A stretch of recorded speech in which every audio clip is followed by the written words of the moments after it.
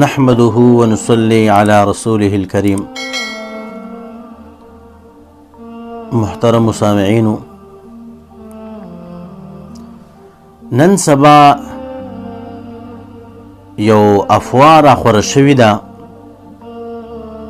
او خلک یې ډېر زیات په شک کې اچولی دي.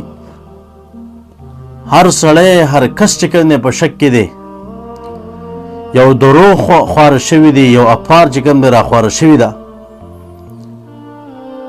نو عزتمندو د دې نه مخکې چې د دې وضاحت زه تاسو ته کومه، خو تاسو دا خبرې د اخره پورې واورئ چې تاسو به دې باندې ښه ورسېږئ او ښه پوه شئ.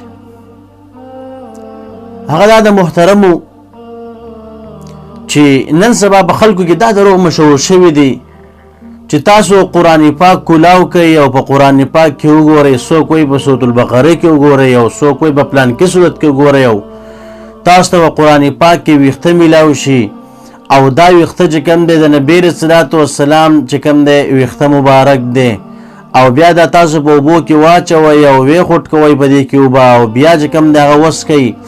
دا بیماریان او دا مصیبتونه به ختم شي او دا کرونا وایرس به ختم شي. محترمو سامعینو، حدیث مبارک کې راځي کفا بالمرء کذبا ان یحدث بكل ما سمع.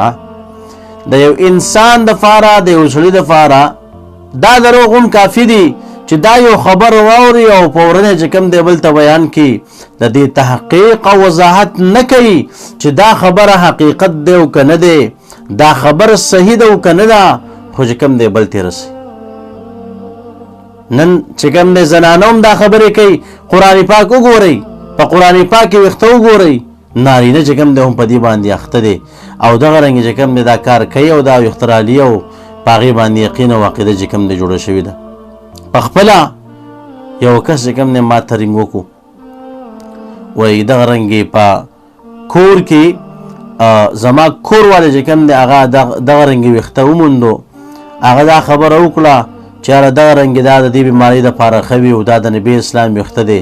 نو هغه خواښې چې کوم دی ویلو صحیح ده، هغه ویښتې راواخیستو او دغه رنګې په یو پتیله کې واچوو او په هغه کې ډېر شي اوبه واچولي او بیا چې کوم دی دغه رنګې هغه اوبه یې وخوټکولي او بیا وڅکلي. دا موږ په کم طرف باندې محترمو روان یو، څومره په شڼو باندې روان یو. بعضې خبرې داسې وي چې د عقل نه هم خلاف وي، دا خو د عقل نه خلاف خبرې دي. د نبي علیه الصلاة والسلام چې کوم دی ویښته مبارکو نن خو په بېشمار قرآن پاک چې کوم دی دلته موجود دی، بېشماره. نو ته په هر قرآن پاک کې د نبي علیه الصلاة والسلام ویښته مبارک کې دا دلته راغله څنګه چا پکې کېښودله او د نبي علیه الصلاة والسلام دا ویښته مبارک دومره زیات و چې نن سبا هر قرآن پاک به دې نه ډکي.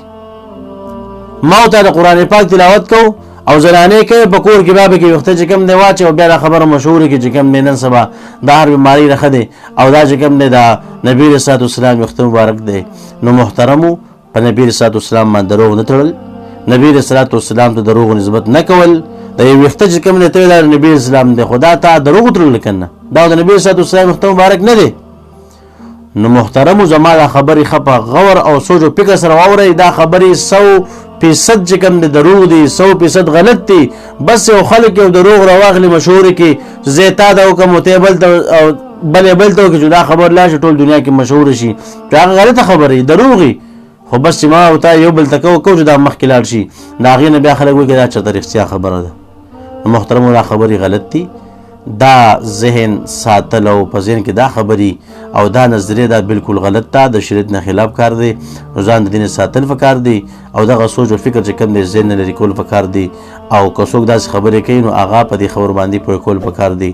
الله رب عزت موږ دا غلطو خبرونه، د دروغونه او د دې غلطو افواګانو چې کوم دی وساتي. وما علینا الا البلاغ.